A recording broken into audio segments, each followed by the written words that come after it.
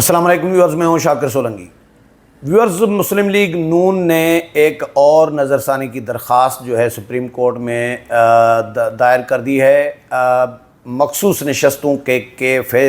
Case پر فیصلے پر نظر ثانی کی درخواست۔ اس حوالے سے بتاؤں گا، اور دو معزز ججز جو ایڈھاک پر لگائے گئے ہیں جس کی سپریم جوڈیشل کمیشن نے منظوری دی ہے گزشتہ روز، وہ ججز اس کیس میں اثر انداز ہوں گے یا نہیں۔ جو پی ٹی آئی یہ پروپیگنڈا کر رہی ہے کہ ایک مطلب قاضی فائز عیسیٰ کے حوالے سے کہ وہ اپنے ہم خیال ججز جو پی ٹی آئی کے مخالف ججز ہیں ان کو بھرتی کر رہے ہیں ایڈھاک پر، اور یہ بدنیتی کی بنیاد پر، یہ بدنیتی لفظ یوز کر رہے ہیں کہ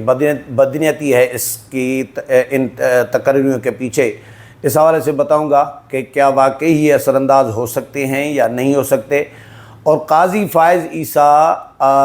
اب اکیلے رہ گئے ہیں۔ جو بینچ بنانے والا کمیٹی ہے 3 رکنی، اس میں منصور علی شاہ مل گئے ہیں منیب اختر کے ساتھ، جسٹس منیب اختر کے ساتھ۔ اب قاضی فائز عیسیٰ، گزشتہ روز قاضی فائز عیسیٰ نے نون لیگ کی جو پہلی درخواست تھی اس پر نمبر لگایا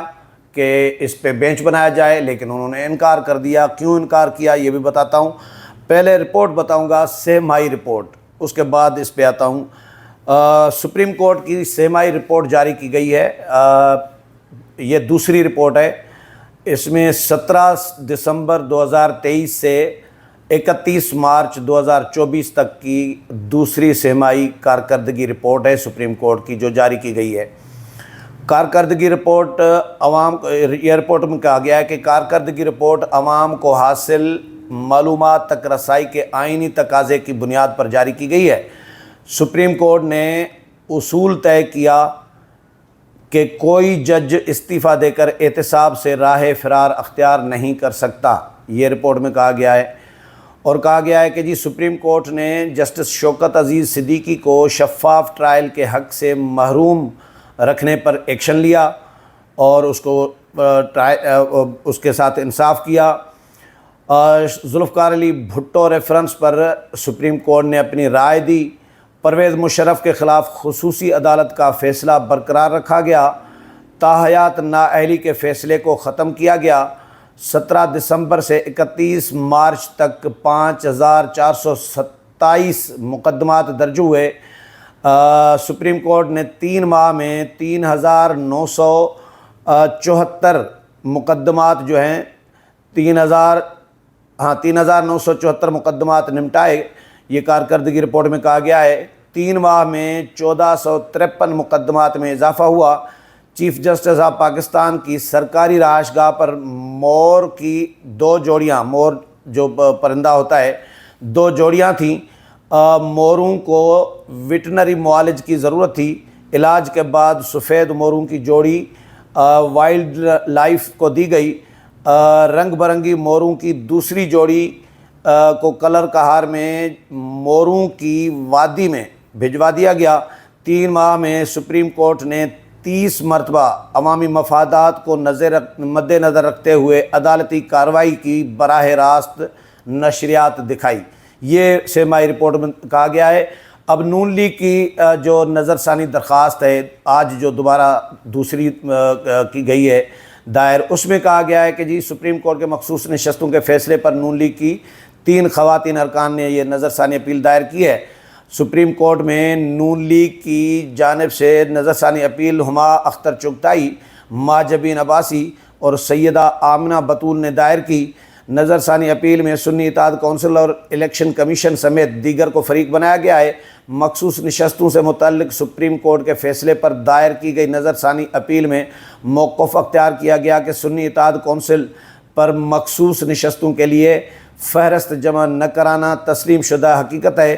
پورا کیس سنی اتحاد کونسل کی مخصوص نشستوں سے متعلق تھا۔ اپنی مرضی سے سنی اتحاد کونسل میں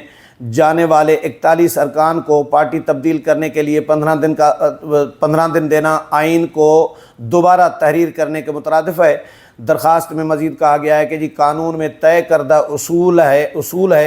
اصول سے ہٹ کر نیا طریقہ نہیں اپنایا جا سکتا۔ اکثریتی فیصلہ آئین کے تحت نہیں ہے۔ عدالت سے استدعا ہے کہ 12 جولائی کے مختصر اکثریتی فیصلے کو کالعدم قرار دیا جائے۔ یہ نظر ثانی کی درخواست جو ہے دوبارہ نون لیگ نے دائر کی ہے۔ پہلی درخواست پر قاضی فائز عیسیٰ نے چیف جسٹس آف پاکستان نے نمبر لگا کر بھیج دیا اور یہ کہا کہ جی اس پر بینچ تشکیل دیا جائے، لیکن جسٹس منصور علی شاہ کیونکہ اب وہ دوسری کیمپ میں چلے گئے ہیں، پہلے قاضی کی کیمپ میں تھے، یہ مخصوص نشستوں کیس میں وہ پی ٹی آئی کے حامی ججوں کی کیمپ میں چلے گئے ہیں اور پی ٹی آئی کو بن مانگے انہوں نے ریلیف دے دیا کیونکہ یہ فیصلہ انہوں نے تحریر کیا تھا۔ اور جسٹس منیب اختر آلریڈی موجود تھے وہاں پہ، اور کمیٹی میں یہ 3 تھے، chief justice of Pakistan, justice Mansoor Ali Shah اور جسٹس منیب اختر، تو دونوں نے انکار کر دیا چیف جسٹس کو، جی ہم چھٹیوں پہ جا رہے ہیں اور ہمارے پاس ٹائم نہیں ہے، چھٹیوں پہ جا رہے ہیں، 2 مہینے کے لیے چھٹیوں پہ جائیں گے، تو اس کے بعد تفصیلی فیصلہ شاید اس کے بعد آ کر لکھیں گے، ابھی تک تفصیلی فیصلہ نہیں آیا، اس میں وضاحتیں ظاہر ہوں گی، کلیئر کریں گے کہ بھائی یہ فیصلہ جو مختصر آیا ہے یہ کس بنیاد پر پی ٹی آئی کو مخصوص نشستیں دی گئیں، کس بنیاد پر پی ٹی آئی کو پارلیمانی پارٹی تسلیم کیا گیا، کس بنیاد پر پی ٹی آئی کے انٹرا پارٹی الیکشن جو ہے نہ کرانے کے باوجود جو ہے اور بلے کا انتخابی نشان نہ ہونے کے باوجود، الیکشن میں حصہ نہ لینے کے باوجود، پرائرٹی لسٹ جمع نہ کرانے کے باوجود، کیس نہ لڑنے کے باوجود، درخواست نہ دینے کے باوجود، پارٹی نہ بننے کے باوجود پی ٹی آئی کو یہ سارا کچھ ریلیف دیا گیا، فائدہ دیا گیا، تو وہ تفصیلی فیصلے میں لکھنا ہے۔ اب یہ تاثر سپریم کورٹ سے مل رہا ہے، سپریم کورٹ کے ذرائع کے حوالے سے یا جو صحافتی حلقے ہیں سپریم کورٹ میں، وہ ان میں سے یہ تاثر مل رہا ہے، اطلاعات یہ آ رہی ہیں کہ شاید چھٹیاں گزارنے کے بعد تفصیلی فیصلہ لکھا جائے گا، اور یہ بھی ہو سکتا ہے کہ تفصیلی فیصلہ